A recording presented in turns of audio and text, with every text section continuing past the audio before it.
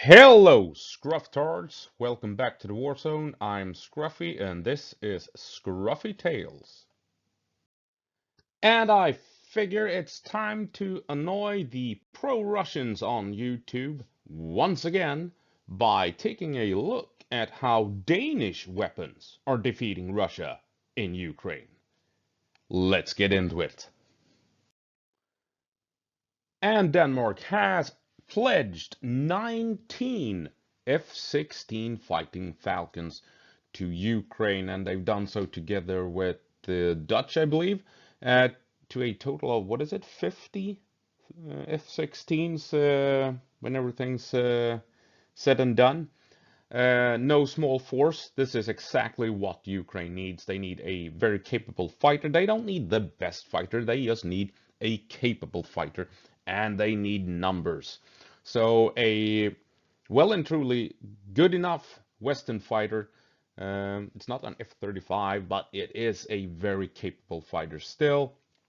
And what is important when it comes to air-to-air battle, it's not the aircraft per se, it's the missile. Well, the radar that is in the aircraft and the missile. So you can get away with an older but still very good fighter as long as you have really good missiles, and that is what the F-16 brings to the table. The capability of launching very good missiles. And Denmark and the Dutch will provide this to Ukraine, and they will provide a good enough number that will allow Ukraine to take the fight to the Russians in the skies. Awesome work, Denmark. Really awesome work. So get those pilots trained and let's get these planes down to Ukraine. And in terms of artillery, Denmark has provided Ukraine with 19 Caesar self-propelled howitzers. Very capable, fast-moving French artillery pieces. You still have to dismount and operate the vehicle from outside the vehicle. This is not a contained automated system like with the Archer, but it's still very fast. You can still move around quickly and set things up relatively quickly once you have boots on the ground. And they have also delivered a bunch and more to come of Susanna self-propelled artillery platforms. And Denmark is doing this in cooperation with Germany and Norway.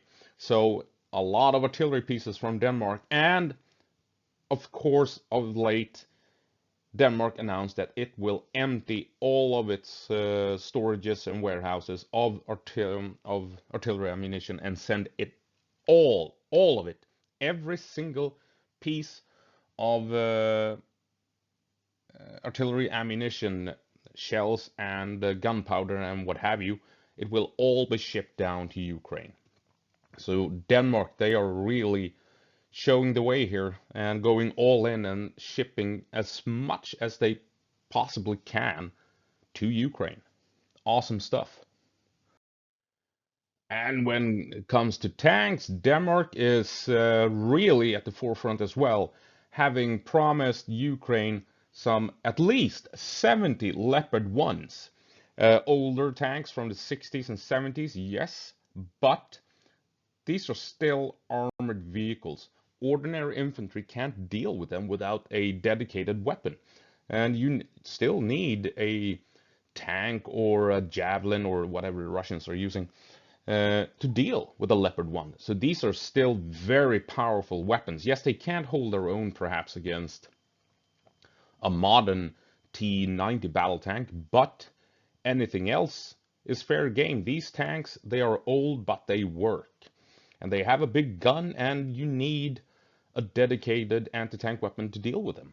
So don't laugh at these old, even if, yeah, the Russians are bringing in T-55s, same thing. Armored vehicles that you can't deal with without a dedicated anti-tank weapon. And they have a big gun, and you won't be laughing if a T-55 or a Leopard 1 starts shooting at you. These are dangerous vehicles. And Denmark has promised Ukraine at least 70 Leopard 1s. And they will be arriving in late 2023 and during 2024. which might actually allow Ukraine to launch a new offensive this year with these older but still capable and dangerous tanks. We also have Denmark has pledged a bunch of Leopard 2s, more modern versions of the Leopard ones, or not the Leopard ones, these are brand new ones, but more modern tanks, I should say. And they have promised Ukraine 14, I believe it is. Very good tanks. Leopard 2s have outperformed all other tanks in the world in various trials and competitions. When you have an international trial or competition where you pit multiple different tanks against each other in how fast they're firing, how accurate they're firing, how well they handle terrain and stuff like that, the Leopard 2 always comes out on top. And more often than not, you have a Leopard 2 on second place as well. And then you maybe get a Leclerc or maybe a Challenger somewhere on the third, maybe fourth position. And for reference, the Abrams, they always end up in the bottom half of those competitions. For some reason, I don't know why, but that's just the reality of it. So Denmark is sending Ukraine some very good tanks indeed. And also, they are, together with a couple of other countries, providing Ukraine with T-72s. Not as good as Leopard 2s, obviously, but these are tanks that the Ukrainians are familiar with. They don't need special training. They can grab old tank crews and just give them new vehicles. So, very important as well in providing Ukraine with equipment that they are familiar with, so they don't have to train a bunch of guys in Germany or in Denmark or in Britain for 2-3 months before they can be shipped to the front line. Here you have brand new tanks that the Ukrainians are familiar with. You just hand those tanks over and the crew can just get in and drive straight off to the front line and fight the Russians. Awesome stuff. And Denmark has also provided Ukraine with around 50 M113s, the old workhorse from the United States. Yes, a very old vehicle. The original design comes all the way back to the 50s. But this is a true workhorse. It has served the US and a number of countries in I don't know how many conflicts and wars since it was put into service. This thing works. Yes, you don't want to get anything big shooting at it at all. You don't want anti-tank weapons aimed at this because then you're screwed, basically. But it will protect you from small arms fire and artillery rounds, mortar rounds hitting, 10, 15 meters away. It will allow you to move through dangerous areas and can protect the guys inside from being ambushed by incoming mortar rounds or what have you. So this is a very important vehicle. You can use it for troop transport, you can use it for medevacs, you can bring in ammunition, food, supplies, everything. So yes, not the most advanced vehicle, but it gets the job done. And Denmark has also provided Ukraine with a bunch of 50 cal machine guns specifically to be mounted on these M113s, which will allow Ukraine to use them in a fire support role. You drive up to 300, 200 meters from the enemy positions, troops dismount, and then the M113 can follow those troops into combat, providing heavy fire support with the 50 cal. And as I say that, I realize I've done goofed. We have seen footage of Ukrainians using these basically as infantry fighting vehicles, where they drive straight up to Russian trenches and dismount troops 10, 20 meters away from the Russians, relying on the 50 cal of the M113 to suppress the enemy as the troops dismount and rush the trenches. You usually use IFVs for that purpose, for that role. But the Ukrainians, they're not backing down. They are sending in old APCs to do these tasks. And they are using them really aggressively. And Denmark has also provided Ukraine with heavy mortars, 120mm mortars, uh, miniature artillery pieces. Basically, these things brings a lot of firepower and pack a big punch, and you do not want to be on the receiving end of 120mm mortars. Very powerful weapons, very accurate weapons as well, and you can rely on mortars for um, uh, fire support when infantry is pushing into an objective. You, instead of having artillery, then you can rely on mortars to more accurately support the troops as they're advancing, and you can hit targets as needed when the frontline troops will report back to command where they want that fire support. And you also have anti-air guns from Denmark. I'm guessing these are a few of them at least are the classic Bofors 40mm guns, and which of course Ukraine truly needs in order to deal with all the drone activity, Iranian drones and stuff like that moving in, trying to kill civilians. So that's when you can make good use of these older weapon systems. Old school anti-air guns can really have an effect in defeating incoming drones that are trying to attack civilian populations. And here is a weapon that Russia is very familiar with: Stinger missiles. Denmark has provided Ukraine with 300 Stinger missiles, or rather 300 launch systems, and then a bunch of missiles. And Russia is very familiar with these old missiles, because when the Soviet Union invaded Afghanistan, and the Afghanis, they had some issues with Russian gunships, as you can imagine, and then the CIA found a way to provide the Afghanis with Stingers. And all of a sudden, Russian gunships started dropping out of the skies en masse. So yes, Russia knows that this is a dangerous weapon. It's a weapon that works.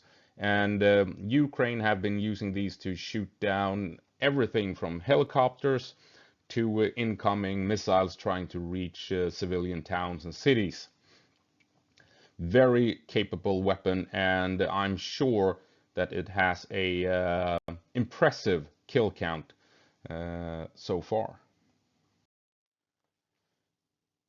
And Denmark has also provided Ukraine with, take a look at this, 2,700 M72 Law. Now, Law is a light anti-tank weapon, as the name implies, and you've seen this in every Hollywood action movie ever, even before it was invented. I'm betting Hollywood used these things in action movies. It's a small tube that you can extend by pulling at the rear, and then you have primed the weapon and you put it on the shoulder. And it's a light weapon that every soldier can carry around, and it offers some anti-armor capability to an ordinary soldier. You can't use it against tanks, but APCs, IFVs, absolutely. So very important that Ukraine have received these weapons. Also, Denmark has also provided a large number of 84s, and I do believe this number can be very large, because if I'm not mistaken, Denmark has actually moved away from using 84s and adopted the more modern version of the law, the latest version of the law. So that means that Denmark has a bunch of 84s just lying around that they have now been able to send down to Ukraine. Not important, unimportant, not important, it is very important. And oh yes, this, all you pro-Russians, listen to this, you're gonna love this. You know how the pro-Russians, as a Swede, pro-Russians have explained to me the excellent weapon system of the RPG-7, how since it could destroy a CV-90, the most modern, most advanced IFV in the world, was destroyed by this extremely powerful Russian RPG-7, right? Well, pro-Russians, you should be shaking because Denmark has provided Ukraine with 8,000 RPG-7 rocket launchers, together with a bunch of rockets for it. So, I mean, Ukraine has received the best anti-tank weapon ever made, apparently, from Denmark. So, and 8,000 of them. Oh my God. Russia is in trouble because Ukraine has 8,000 RPGs delivered by Denmark. Very important. I'm joking, of course, but this is very important because, again, this is a weapon system that the Ukrainians know. They've been using it for years. You can just hand it out to troops and they will know what to do with it. And yes, it is old and it's still very capable, just like the law. The law is basically just as old as the RPG, right? These weapons work even if they were made 60 years ago. They can still punch a hole in an APC. They can still be dangerous to an IFV if you hit it in the flank. And you can still launch high explosive rounds with these to deal with enemy troops at distance. So yeah, very important indeed.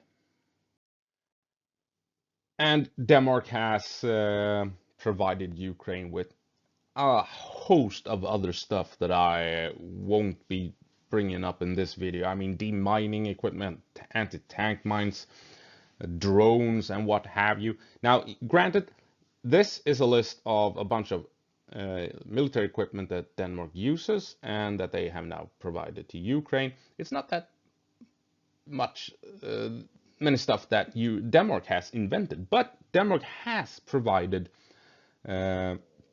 Ukraine with drones that have been built and made in Denmark. So there you go. Weapons made by Denmark has been shipped to Ukraine, as the title says. But yes, they have provided Ukraine with a full host of stuff, and I won't be going through all of it, but I have saved the best for last, and wait till you see what this is. If this doesn't make Russia poop in their pants, I don't know what will. Because, ladies and gentlemen, take a look at what Denmark has provided to Ukraine. 2 Toyota Land Cruisers. And no, do not laugh, because as if you know what you're talking about, you know that there is not a single piece of combat vehicle around on this planet that can beat a Toyota when it comes to survivability, to just ignoring, shrugging off incoming fire, and for bringing all the firepower you need for any given situation. And I will prove it to you. If you're not aware of what I'm talking about, I will now prove it to you. I give you the Toyota Technical. Militias all over the planet, mostly in the Middle East, but all over the planet, have been relying on Toyotas to bring firepower to the front line in all shapes, sizes, and whatever you may imagine. If there's a weapon system, you can mount it on a Toyota. And as was it Top Gear that tried to destroy a Toyota for an entire season, and whatever they did to it, it just kept on running. I mean, and Denmark gave Ukraine 2 of these. I mean, take a look. You can put goddamn Vulcan cannons on it. Turrets from BMP-1s, anti-aircraft guns, rocket launchers. When Ukraine have modified these 2 Toyotas, I'm telling you, Russians will be running for their lives. That's it. I hope you enjoyed that list, and there's a bunch of other stuff I could have put in there, but I decided to focus on these various weapons. And yes, Denmark is really showing the way on how to best support Ukraine, just giving them everything they can think of. I mean, fighter jets, everything they have in terms of artillery, tanks, anti-tank weapons, and like I said, Toyotas. Jesus Christ, they're bringing Toyotas to Ukraine. And as a Swede, I really do think that Sweden should follow suit now that Sweden is more or less in NATO. Rely on that unified front that NATO provides and just give Ukraine everything we've got. Because then Ukraine actually does stand a chance of turning this around and winning the war. Like always, gå på marsch, Ukraine, give them hell.